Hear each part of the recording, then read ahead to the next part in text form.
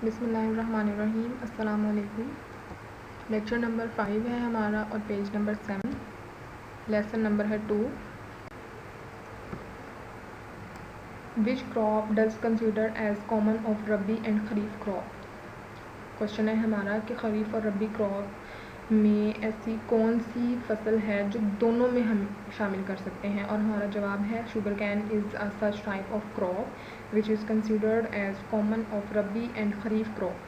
Sugarcane is cultivated in the months of January and February, while this crop cuts in the months of November and December.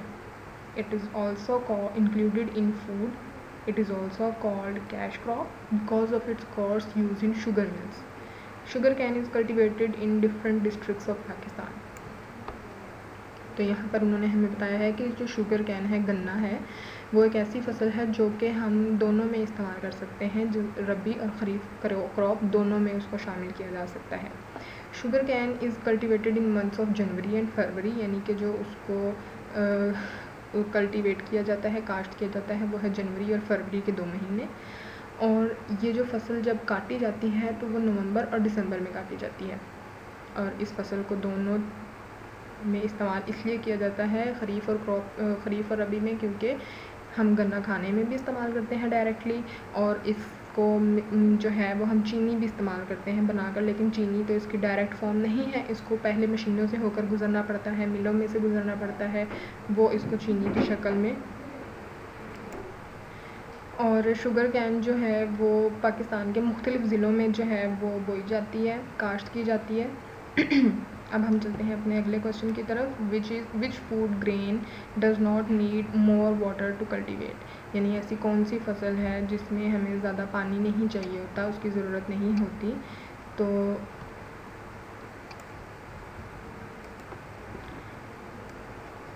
Gram is a serial grain which does not need more water to cultivate and neither fertile land. It is the reason that gram crop cultivates in such areas where irrigation depends upon rainfall. Gram is an important part of human and animal food. ग्राम कहते हैं चने को.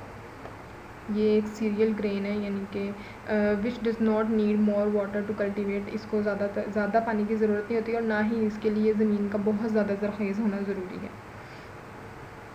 और जो it is the reason that gram crop cultivates in such areas where irrigation depends upon rainfall. यानी कि ज़ाहिर है जब इसको ज़्यादा पानी नहीं चाहिए होता, ज़्यादा ज़रख़ेज़ ज़मीन नहीं चाहिए होती, तो ये किसी भी इलाके में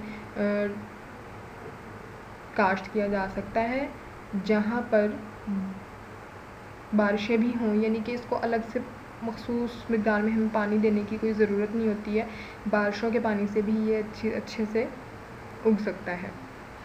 और ग्राम जो है वो बहुत ही इम्पोर्टेंट है इंसानों के लिए भी और जानवरों के लिए भी, यानी जानवर भी खाते हैं और इंसान भी.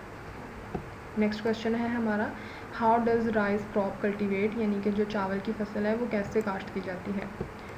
For the cultivation of rice water requires more. Rice crop will give more water and crop will grow better. अच्छा जी, तो जो चावल की फसल है उसको ज़्यादा पानी चाहिए होता है. Rice crop will give more water and crop will grow better, यानी कि इसको जितना ज़्यादा पानी मिलेगा ये उतनी अच्छी तरह उगेगी. Super basmati rice is the world best rice. यानी कि जो सुपर बासमती है वो दुनिया का बेहतरीन चावल है. Which is cultivated in different areas of Pakistan. जो पाकिस्तान के मुख्तलिफ इलाकों में काश्त किया जाता है. This rice is famous in the entire world because of its taste and smell. यानी कि ये पूरी दुनिया में मशहूर है. क्यों? सिर्फ इसके जायके और खुशबू की वजह से. We get a lot foreign exchange to export rice. यानी कि हम इसको दूसरे बाहर के ममालिक में भी देकर उनसे बदले में पैसे ले सकते हैं. ये कुछ वो चीज़ें जो हमारे मुल्क में नहीं होती और हम उनसे ले सकते हैं बदले में. अगला क्वेश्चन है हमारा, which areas are famous for the cultivation of pulses in Pakistan. यानी कि पाकिस्तान के वो कौन से मशहूर इलाके हैं जहाँ पर दालें कल्टिवेट होती हैं, उगाई जाती हैं. तो आंसर है we use pulses a lot in our daily food, यानी कि हम अपनी रोज़मर्रा की खुराक में दालों का बहुत ज़्यादा इस्तेमाल करते हैं। Actually there is not much requirement of water for the cultivation of pulses, यानी कि हमें दालों के उगाने के लिए ज़्यादा पानी की ज़रूरत नहीं होती। So pulses cultivate in such areas, तो दालें हम कहाँ उगा सकते हैं? Where rain water is use for irrigation, यानी कि जहाँ पर फसलों को पानी देने के लिए बारिश का पानी इस्तेमाल होता है। Narowal and Sialkot districts are famous for the cultivation of lentils.